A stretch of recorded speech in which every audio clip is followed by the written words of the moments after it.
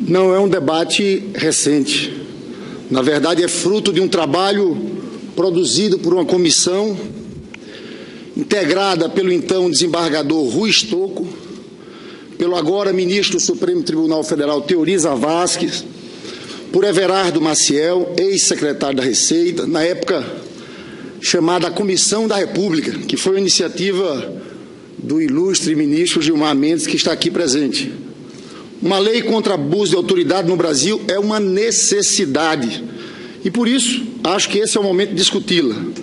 Mais do que uma necessidade, uma nova lei de abuso de autoridade é uma urgência. Diariamente, o povo brasileiro sofre na pele o abuso de autoridade. Segundo dados, presidente, do CNJ, 21 mil casos de abuso de autoridade foram catalogados em 2015. Ontem, ministro Gilmar, teve aqui a votação da audiência de custódia. Nós temos 600 mil presos, desses 240 em prisão preventiva. E a sorte é que o CNJ implantou audiência de custódia, porque antes da audiência de custódia, existia a prisão em flagrante, o preso demorava uma média de 6 meses para ser levado ao juiz. Vossa Excelência também falou da violência. Eu fui o relator da CPI sobre assassinato de jovens. Há um verdadeiro genocídio no país. Morrem 59 mil pessoas por ano assassinadas. Metade jovens, 77% jovens negros moradores das periferias. E lá, como bem falou Vossa Excelência, não tem mandado de busca e apreensão para entrar na porta da casa do cidadão morador na favela. É pé na porta. E eu trago aqui as palavras de Pedro Aleixo Acosta e Silva, no dia da assinatura do AI-5, que diz ele: o problema de uma lei assim não é o senhor, nem os que com o senhor governam o país. O problema é o guarda da esquina. Agora, na minha avaliação, tem que ter abuso de autoridade para todo mundo, para a polícia, para deputado, para senador, também para Ministério Público e para o Judiciário. Me impressiona algumas corporações entrarem nesse debate dizendo o seguinte: ah, não, Ministério Público e Judiciário fica fora do abuso de autoridade. Me impressiona também algumas entidades de classe dizerem que é ataque ao Judiciário, quando aqui foi formada uma comissão de senadores para discutir salários acima do teto. Tem desembargador e juiz ganhando 90, 100 mil reais. Isso não é ataque ao Judiciário. Agora, a discussão não é abuso de autoridade tirando o Ministério Público e o Poder Judiciário. A discussão tinha que ser outra. Tinha que ser como construir uma lei de abuso de autoridade que não atrapalhe as investigações. É isso que nós temos que nos deter aqui. Eu conversei com os membros do Ministério Público e concordo com eles quando eles dizem o seguinte: olha, o Ministério Público é responsável por abrir um inquérito. Se eu não consigo colher provas mais à frente para apresentar uma denúncia, ele não pode ser responsabilizado, porque ele está trabalhando ali inicialmente com indícios. Eu falo aqui porque nós queremos investigações amplas nesse país. Agora, investigações dentro da lei, respeitando a Constituição. Eu falo isso com a autoridade de fazer parte de um partido que é muito atacado. Mas a gente não teria essa legislação de combate às investigações sem os governos do presidente Lula e da presidenta Dilma. A lei de organizações criminosas, e aí tem delações, a lei de transparência, a lei de acesso à informação, a Constituição do CGU, a nomeação do promotor do Ministério Público mais votado. Porque antes, eu lembro na época do governo Fernando Henrique Cardoso, tinha um engavetador-geral da República. O Brindeiro foi o 7º votado. Não. Com nós, a autonomia do Ministério Público plena, colocando o mais votado. As operações da Polícia Federal, em 8 anos de governo Fernando Henrique Cardoso, sabe quantos foram? 48, 6 por ano. Nós aparelhamos a Polícia Federal. Sabe para quanto saltou? De uma média de 6 por ano para 385. Por isso eu digo, nós queremos investigação, mas tem que ter o respeito à lei e o respeito à Constituição. E nos impressiona e nos preocupa a generalização de medidas de exceção, o uso abusivo de prisões preventivas para forçar a delação, o uso abusivo de interceptações telefônicas, vazamentos, né? A discussão sobre direitos e garantias individuais, a presunção da inocência. Nos preocupa a seletividade quando se trata de agentes públicos, porque está na cara que tratam as organizações de esquerda, o PT, de forma diferenciada nesse processo todo. E aí, eu digo com todo respeito ao juiz Sérgio Moro, não deixa de ser interessante vossa presença para discutir aqui abuso de autoridade. E eu quero mostrar que tem abuso de autoridade no judiciário também. Eu digo no caso das condições coercitivas, algo em torno de 200 na Lava Jato. No caso do presidente Lula, não podia ter intimado o presidente Lula? Ele iria lá depor. A lei é clara. O artigo 260 do Código de Processo Penal diz o seguinte: se o acusado não atender intimação para o interrogatório, reconhecimento ou qualquer ato, ele poderá mandar conduzi-lo à sua presença. Mas se ele não atender à intimação, no caso do Lula, o que fizeram? Um grande espetáculo, atacando o presidente Lula, conflagração das ruas, passeatas. E o pior, doutor Sérgio Moro, o argumento de Vossa Excelência que diz o seguinte, que foi para garantir a segurança do Lula, a fim de evitar a perturbação da ordem pública. Aí o senhor leva para o aeroporto. O que teve? Briga de grupos rivais lá na frente. E eu falo isso porque o ministro Marco Aurélio foi muito claro. Foi muito claro naquele caso do Sérgio Moro, com todo respeito. O ministro Marco Aurélio... Eu só queria que garantisse meu tempo. O tempo de Vossa Excelência está garantido. O senador Tair, calma, chegará a sua vez. Naquele caso, por favor, não interrompa o senador Lindbergh. Naquele caso, o ministro Marco Aurélio, daquela condução coercitiva do Lula, disse o seguinte, ministro Marco Aurélio, eu não entendo. Um mandato de condução coercitiva só é aplicável quando o indivíduo apresenta resistência e não aparece para depor. E Lula não recebeu intimação, e diz mesmo mais ele. Será que ele, Lula, quer esse tipo de proteção oferecida pelo juiz Sérgio Moro? Eu acredito que, na verdade, esse argumento foi dado para justificar um ato de força. Esse é um revés e não um progresso. Somos juízes e não legisladores ou vingadores. Mas eu vou mais adiante, doutor juiz Sérgio Moro, para mostrar abuso no judiciário. Interceptação telefônica de uma conversa da presidenta Dilma com o presidente Lula. Vossa Excelência gosta muito dos Estados Unidos, vai muito e fala muito dos Estados Unidos. Imagina nos Estados Unidos, um juiz de primeira instância do Texas gravar uma conversa de Bill Clinton com Obama e divulgar em horário nobre, horas depois da gravação. Foi isso que houve naquele caso.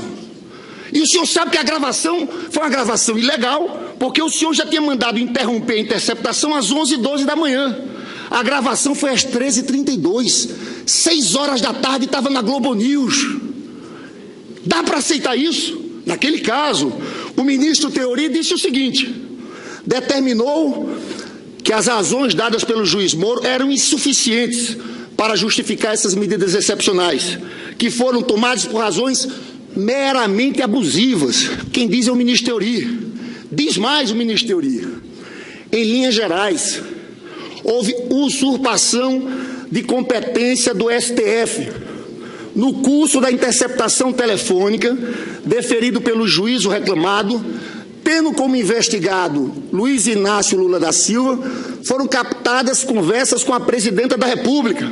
O magistrado de primeira instância, ao constatar a presença de conversas com autoridades com prerrogativa de foro, como é o caso da presidência da República, deveria encaminhar essas conversas interceptadas para o Supremo Tribunal Federal. Vai mais o ministro Teori. A divulgação pública, porque tem uma lei de interceptação telefônica. O artigo 8º diz que não pode haver vazamento. E diz o ministro Teori, a divulgação pública das conversas é inaceitável. Contra uma regra constitucional expressa, não é razoável dizer que o interesse público justifica a divulgação ou que as partes afetadas são figuras públicas. É preciso reconhecer a irreversibilidade dos efeitos práticos decorrentes da divulgação indevida de conversas telefônicas. Tem mais! Para que divulgar a conversa da primeira-dama, da ex-primeira-dama, Dona Marisa, com seus filhos? Conversas íntimas de sua nora. Nós não podemos aceitar isso. Estou discutindo abusos. Tem mais. interceptação de advogados. Isso no mundo inteiro, em canto nenhum é aceito. Tem uma nota da OAB, interceptaram, gravaram o escritório de advocacia que defendia o presidente Lula. 25 advogados gravados, 300 clientes. Tem uma nota da OAB contra isso. Prisões preventivas abusivas. Tem um caso agora do funcionário da OAS. Foi preso preventivamente por 9 meses. Condenado pelo juiz Sérgio Moro a 11 anos de prisão. O caso foi para o TRF. Sabe o que aconteceu? Absolvido por unanimidade. Agora o senhor prendeu por 9 meses prisão preventiva. Como restituir isso? Como restituir?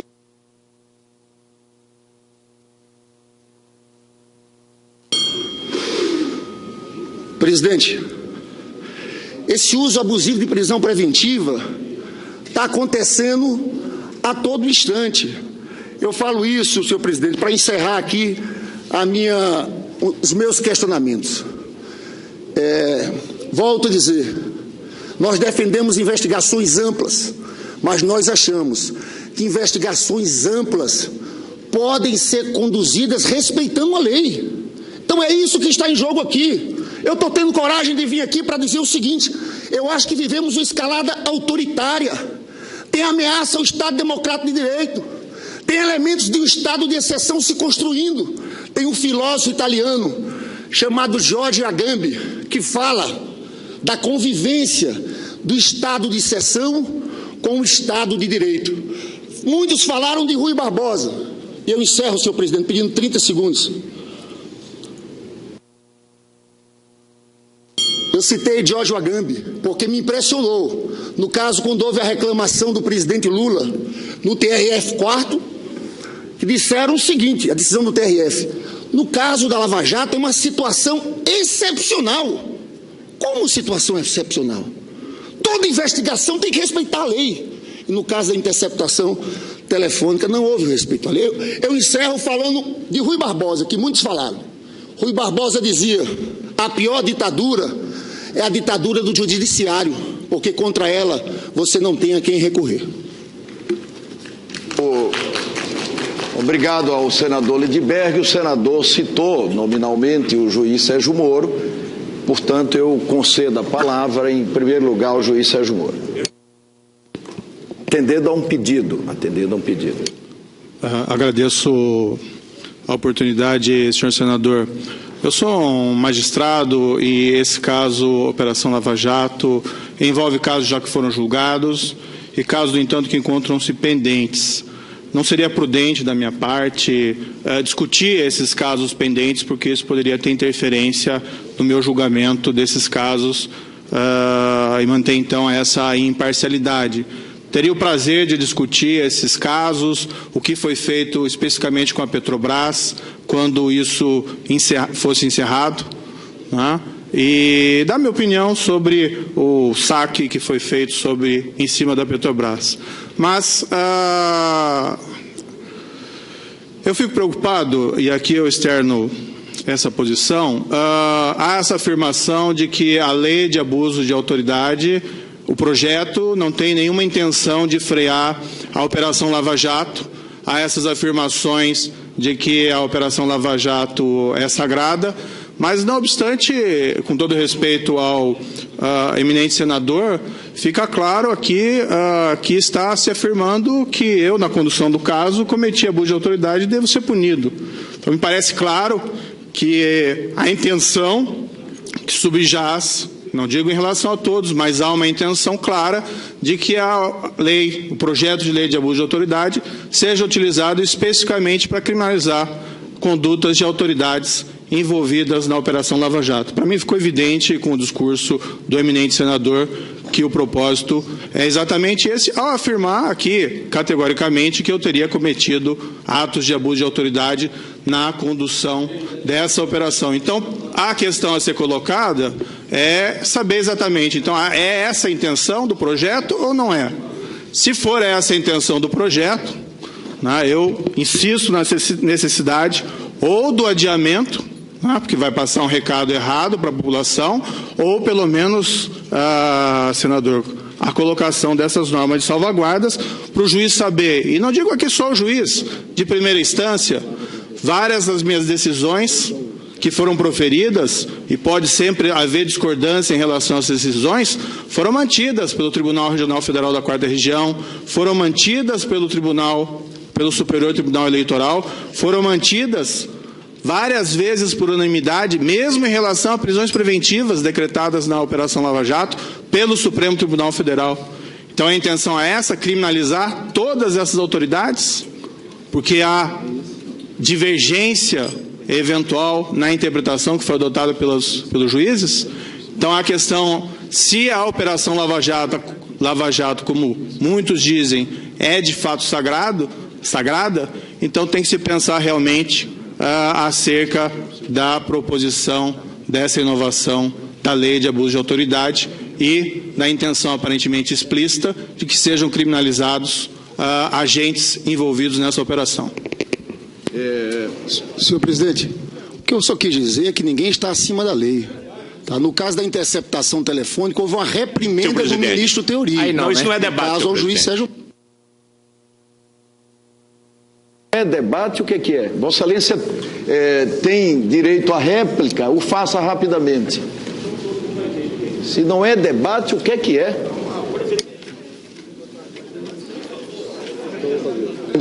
Se desejar, senão eu vou conceder a palavra ao ministro Gilmar Mendes.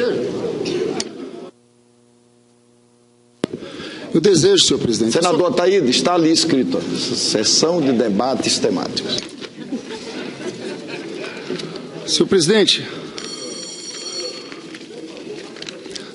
o que eu quis dizer aqui é que ninguém está acima da lei. Nem um juiz, nem um senador, ninguém está acima da lei. Então, o doutor juiz Sérgio Moro tem que conduzir as investigações, mas respeitando a lei. Eu, inclusive, tive acesso, não é a primeira vez, sobre interceptação telefônica de advogados e prisões preventivas abusivas. Eu tive acesso a um habeas corpus de 2013, que, no caso, o relator era o ministro Eros Grau, e o redator foi o ministro Gilmar Mendes. Esses casos já aconteciam em 2013. Então, isso não pode ser uma prática. Volto a dizer, nós temos que ter investigações amplas e profundas respeitando a lei. É por isso que eu questionei Vossa Excelência. Citei vários casos em que houve desrespeito da lei. Então eu sei que Vossa Excelência é uma figura muito importante, mas não está acima da lei, como nós também não estamos acima da lei. Olha, eu nunca tive a pretensão de estar acima da lei, eu sempre profiro minhas decisões com a pretensão de cumprir a lei, mas apenas o que eu peço, então, a essa Casa Legislativa é que juízes, magistrados não sejam punidos porque pessoas divergem a respeito da interpretação da lei. Para mim ficou clara a intenção, pelo menos, e eu não digo aqui, não generalizo de forma nenhuma. Sei das melhores intenções do projeto quando foi formulado em 2009, mas para mim fica evidente que a intenção de parte dos parlamentares é de criminalização da Operação Lava Jato. E como eu disse, a lei caminha, a lei tem as suas próprias pernas. Quem sabe o que vai ser feito dessa lei, se aprovada, especialmente sem normas de salvaguarda. Senhor presidente, eu só queria 30 segundos, não é para fazer a tréplica, porque eu falei de um habeas corpus de 2013, que o redator foi o ministro Gilmar Mendes, que no habeas corpus diz o seguinte: no caso do juiz Sérgio Moro, foi uma representação, uma petição contra ele. Diz o seguinte, diz o redator: em atuação de inequívoco desserviço e desrespeito ao sistema jurisdicional e ao Estado de Direito, o juiz irroga-se de autoridade ímpar, absolutista, acima da própria justiça, conduzindo o processo ao seu livre-arbítrio, bradando sua independência funcional. E fala sobre prisão preventiva. Isso é 2013. Redação do ministro Gilmar, o relator era Eros Grau. Sobre prisão preventiva. Incomum, porque não me parece razoável admitir que, em causas que versem sobre crimes não violentos, por mais graves e repugnantes que sejam, se justifiquem repetidos decretos de prisão, salvo, evidentemente, circunstâncias extraordinárias, pois, reiteradamente, senador, essa Corte tem assentado o caráter excepcional da prisão antecipada. Eu agradeço a Vossa Excelência, senador Renan Calheiros, mas é importante, porque essa é uma prática que vem de antes. Então, eu queria registrar isso aqui. Eu concedo a palavra ao ministro Gilmar.